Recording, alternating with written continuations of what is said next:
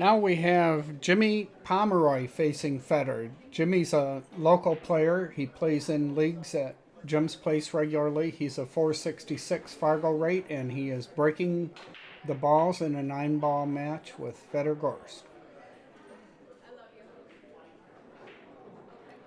He scattered the balls pretty well, but didn't make anything.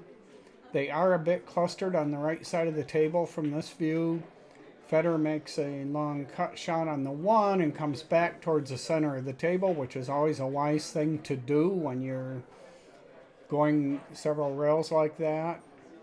If you can come back to the center of the table, you'll usually have a shot at something. Not always. He makes the 2-ball, and now he is on the 3, and he can draw back or drift forward for the 4. He decides to drift forward.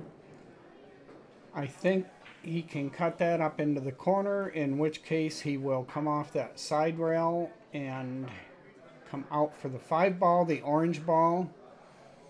He hangs that ball up in the pocket, but Jimmy can't see it. I think he's going to have to do a trick shot here, either a kick or a jump. It looks like he's going to try and kick it off the side rail. He's measuring out the angle here now.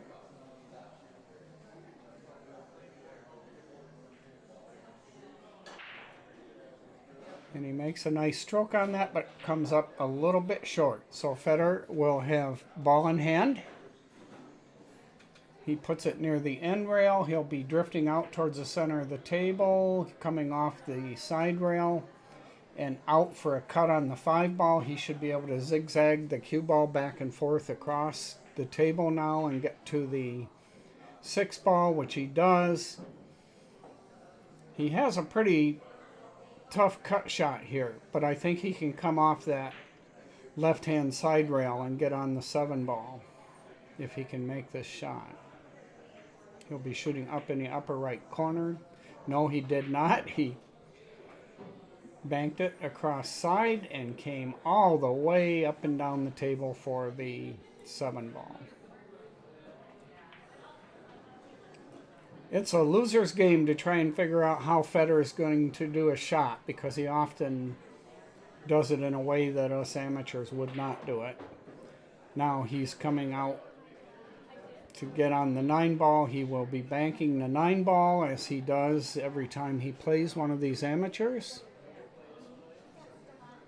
Looks like he's banking it cross side. He shoots it softly and puts it in the pocket. So that's 1-0, Fedor Gorst. Robin Hamlet racking the balls, getting ready for our second game in this race to 2.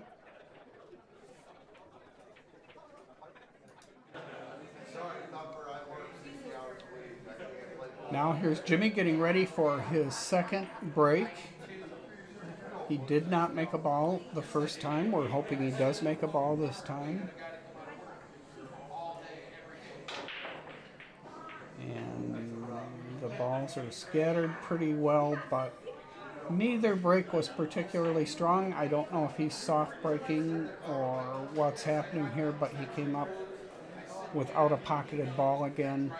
This time he's left a immensely difficult cut shot for Fedor, but it seems to possibly have 2-rail to 3-rail position on the 2 if he does cut it back in this lower right-hand corner. He missed the shot. That's a hard shot even for a professional of his caliber to make. It's interesting to look back at this shot in slow motion. We'll see that he undercuts this ball. If he had pocketed the ball, the cue ball would have hit the side rail closer to that pocket, and it would have come longer and probably right between the 7 and 8 there, and he would have gotten position on the 2-ball. Now Jimmy has a new problem. The 1-ball has showed up in that corner, kind of fused to the 5 possibly. He's going to have to kick at that and see if he can hit it. Jimmy missed a similar kick shot earlier off a side rail. Let's see how he does this time. It's probably wise to hit the end rail first, which he did. And it looks from here like Fedor can see that one ball. He might try to draw back from that and shoot the 6 in the corner pocket. He is shooting down on it, so he's drawing the ball. He did hit the 6 and pocketed it. Let's see where the 1 ends up. Not bad. He may have a combo on that 2 ball now. Now he really has to think carefully about where that 1 ball is going to end up, and obviously it wouldn't have ended up in a good place, so he decided to bank it.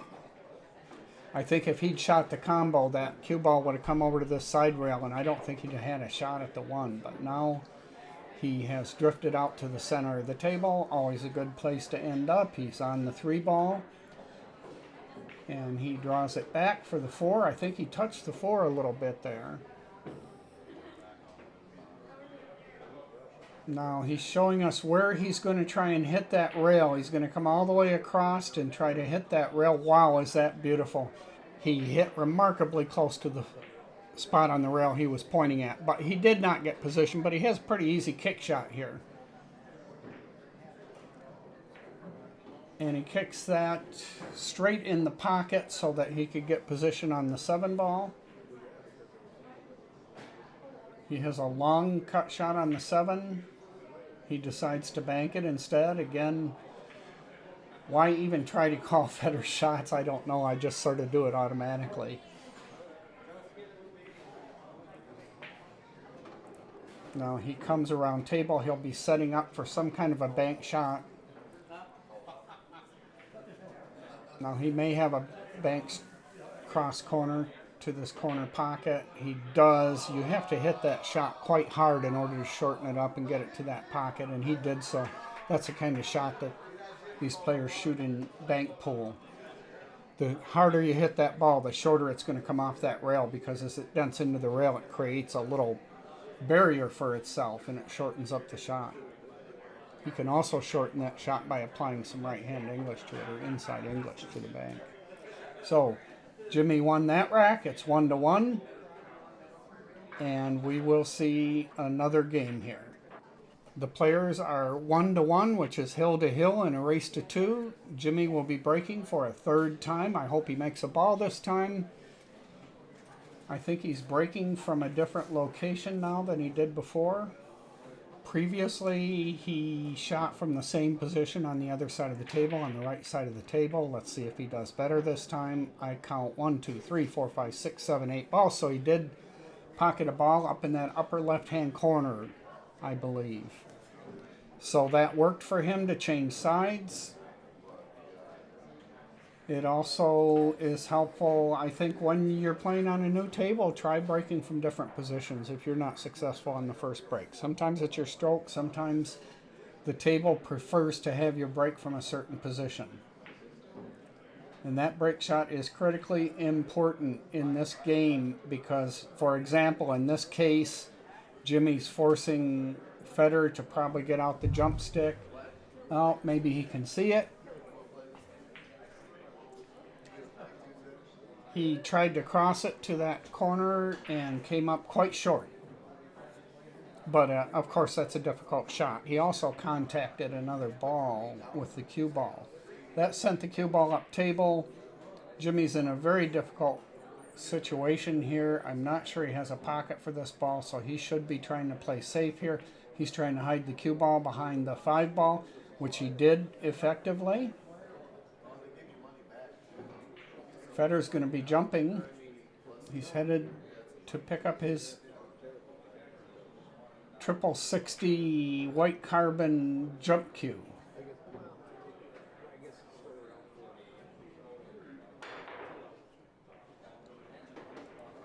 And he overcut that a little bit and ended up going into the side pocket with the cue ball.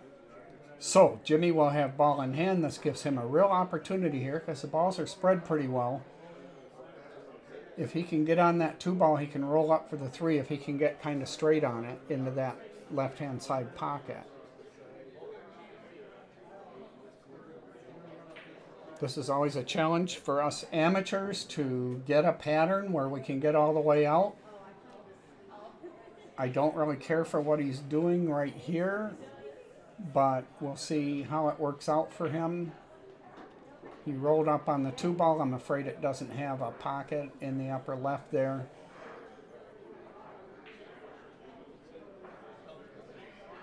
I think he could have played that differently and gotten position.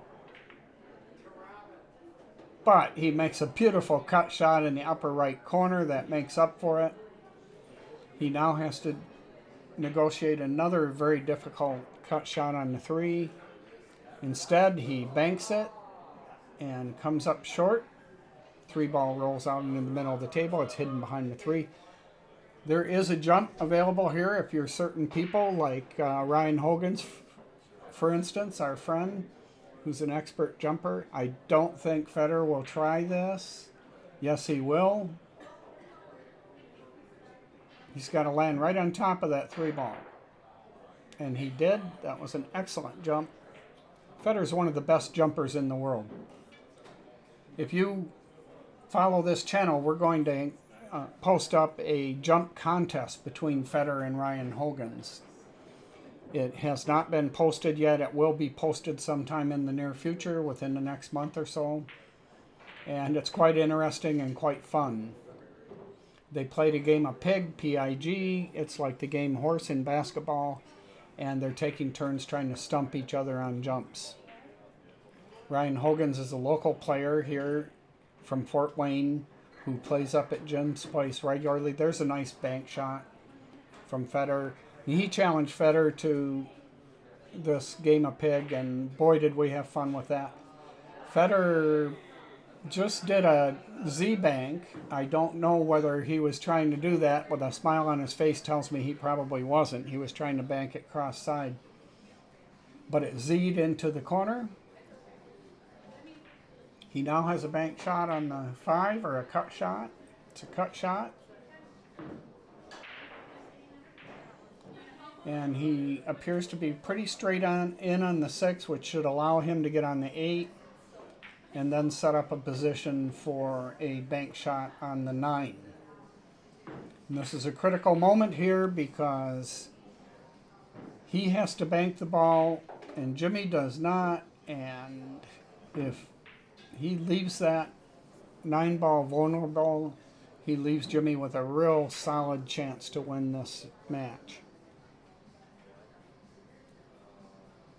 And he knows it, so he's thinking it over very carefully.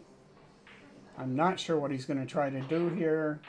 He crosses it into the side pocket like a pro, like the pro that he is.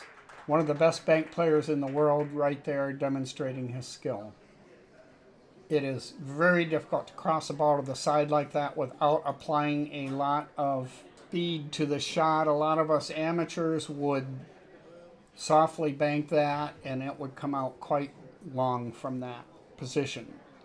And there are 2 reasons for that. The first reason is that soft shots go longer than firm shots do when you're banking. And when you cross the ball like that, it puts spin onto that ball and throws it forward. It puts spin onto the object ball and throws it forward. So you have 2 things that are making that shot go long if you hit it softly. Fedor, by striking it hard like that, does not transfer as much English and shortens up the shot so it goes truer to the pocket.